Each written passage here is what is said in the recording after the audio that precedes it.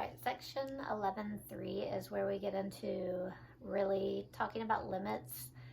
We're going to talk about some things analytically, how to find limits analytically, and how to find them graphically.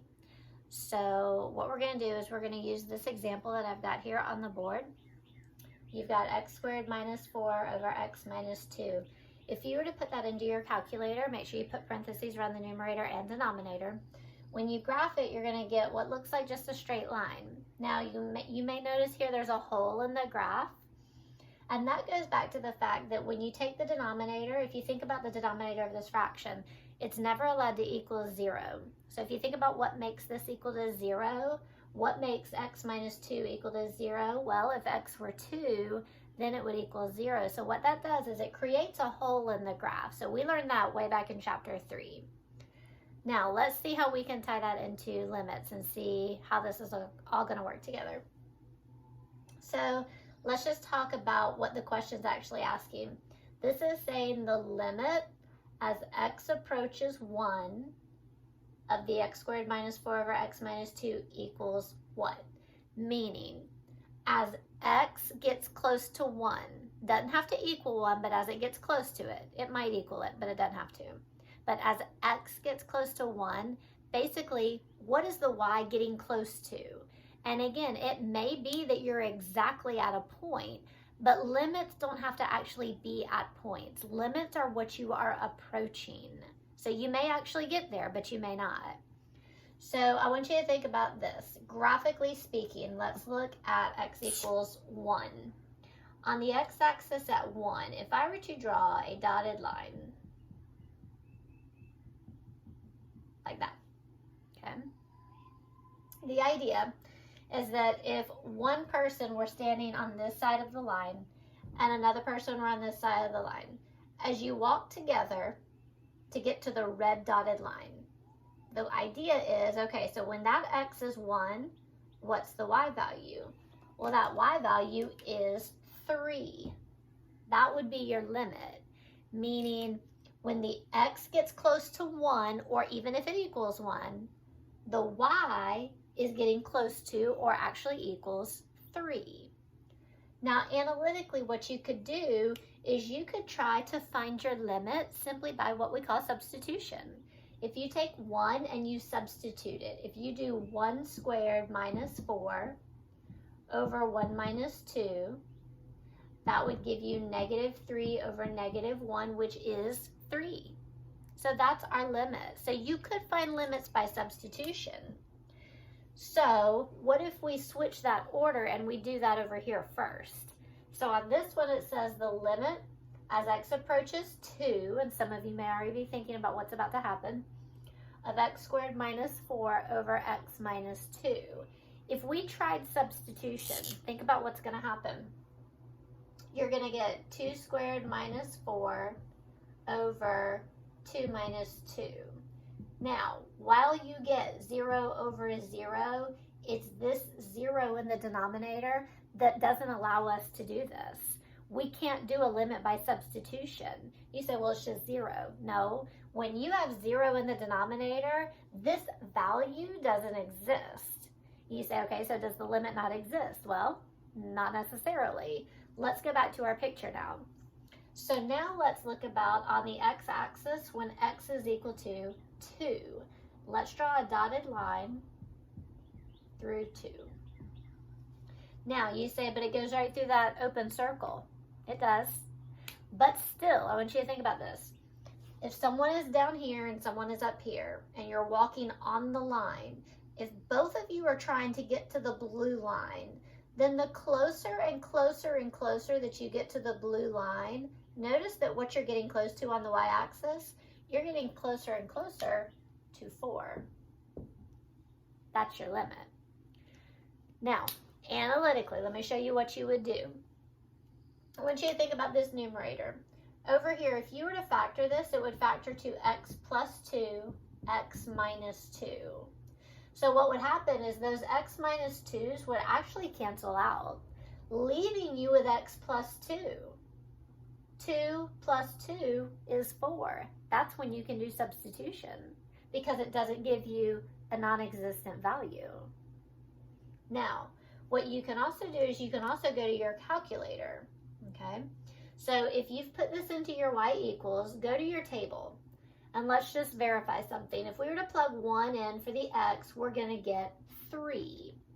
But try to plug 2 in. When you plug 2 in, you get an error. So what you want to do in your table, let me see if y'all can see this.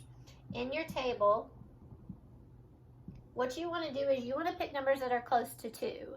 And by close to 2, I mean like 1.9, 1.999, 1.99999, 2.01, 2.0001, like really close to 2. So in your x, in your table, do 1.99, do lots of 9s, and then do maybe 2.01, 2 point, lots of 0s and a 1.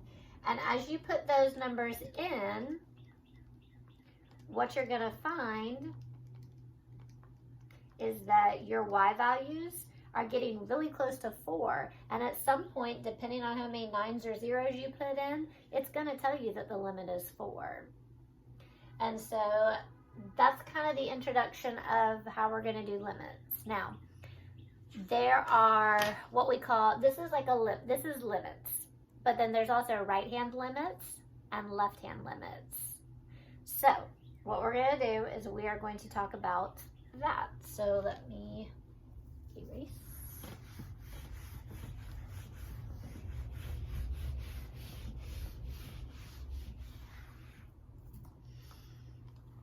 All right, so I am going to simply draw a graph.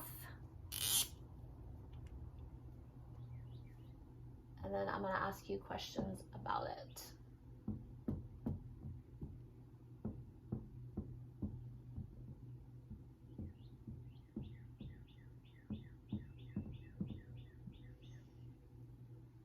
Okay, let's say that we have a graph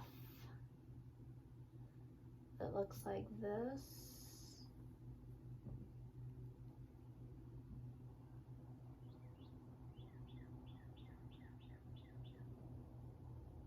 Okay. Now, you may say, well, what kind of graph is that? It'd probably be a piecewise function because it was separated into pieces. So let's say that I were to ask you for the limit as x approaches 0. We'll call this graph, we'll call it our f of x. We'll say of f of x. So again, what this is asking is that as x gets closer to 0, we want to know what the y value is getting close to. So when you're given a situation like this, you don't actually know what the function is. You have to look at the graph. So the idea is that we want to think, okay, on the x-axis at 0, so here's 0. That's just basically the y-axis. So think about when it says the limit as x approaches 0, what that means is that you have to think from both sides. So you have to pretend, again, someone's on one side and the other side. You're going to walk on the graph until you get to the red line. When you get to that red line, what's the y value there? It's -1. That's your limit. Now, let's say that we take this same graph, and I'm going to ask you 3 different questions, okay? I am going to ask you for the limit as x approaches 1. And I'm going to put a little minus sign right here. What that means is from the left of f of x. Then I'm going to ask for the limit as x approaches 1 from the right. That's what the little plus sign means, of f of x. And then I'm going to ask for the limit as x approaches 1.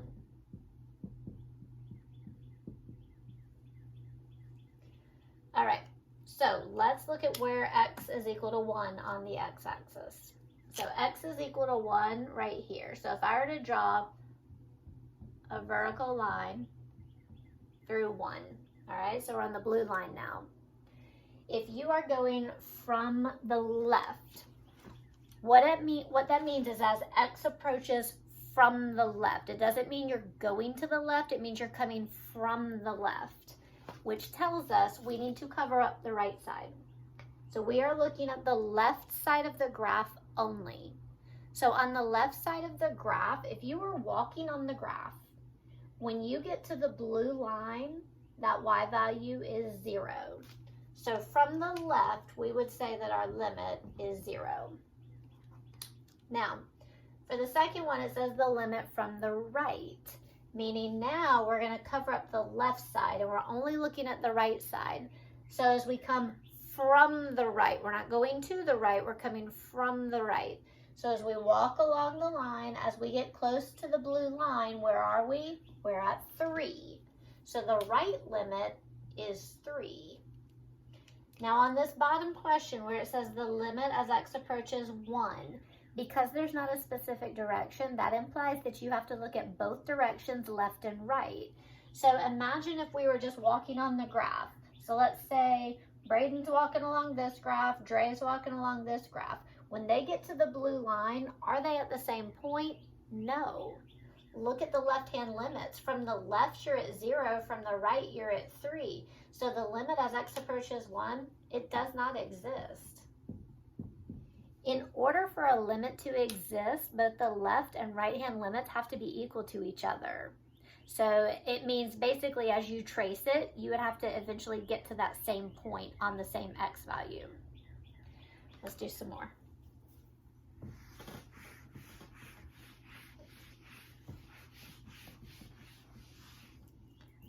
Okay, so let's do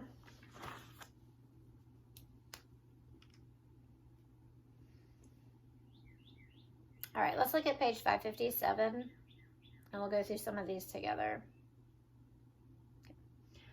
All right, on 557, let's look at number 1, which you've got, and I may ask a different question than what's actually in the book, so just kind of stay with me here. You've got a graph that looks like this. Something to this effect. Okay. So let's just say that I were to ask you some questions. Let's say that I were to ask you for the limit as x approaches 2. Okay. So if it doesn't specify left or right, that means you want to come from both directions. So find 2. Here's 2. We want to walk on the graph. As we get close to the blue line, are we getting to the same point? Yes. What is that y value? That is 3. You say, but there's a closed circle down there. That's the value. No, sorry. When we get to section 11.4, we're going to distinguish between the value and the limit. But basically, just to give you a heads up, if this were f of x, then what this closed circle means is that f of 2 is equal to 2. Meaning when x is 2, where is the closed circle? That's at 2 on the y-axis. But we'll get to that in the next section. All right, let's look at number 4. I'm just going to jump around here. If you look at number 4, let me sketch it, and then I'm going to ask you some questions. Again, I'm not really asking what's in the book. I'm just using the graph.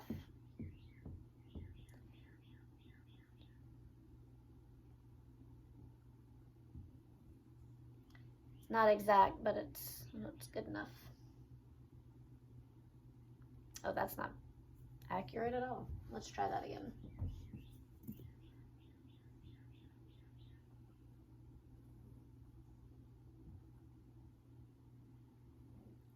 Something like that. Okay. So let's say that I ask for the limit as x approaches 2 from the left, the limit as x approaches 2 from the right, and then I'm going to ask for the limit as x approaches 2. So what you're going to do first is on the x-axis, find 2. I always recommend drawing that dotted line. That way it shows you that's what you're trying to get to. You're trying to get to the blue line. So coming from the left, we're going to cover up the right side. If we cover up the right side, we walk on the graph all the way to the blue line. When we walk all the way to the blue line, we're at 3. So the limit is 3 from the left. From the right, we're going to cover up the left side. As you walk on the graph, you get to the blue line. That y value is 2. Does 3 equal 2? No. So the limit as x approaches 2 does not exist. Because again, if you're walking up here, you're walking down here, when you get to the blue line, you're not at the same point. Your fingers aren't touching. You haven't joined together. The limit doesn't exist. Now, let me show you one. Hopefully I'll just make this one up. Let's say you have this graph.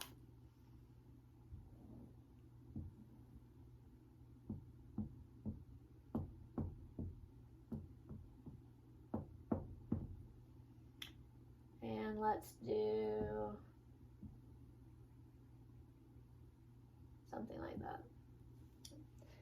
So let's say that I ask you for the limit as x approaches -1 from the left, the limit as x approaches -1 from the right, and the limit as x approaches -1.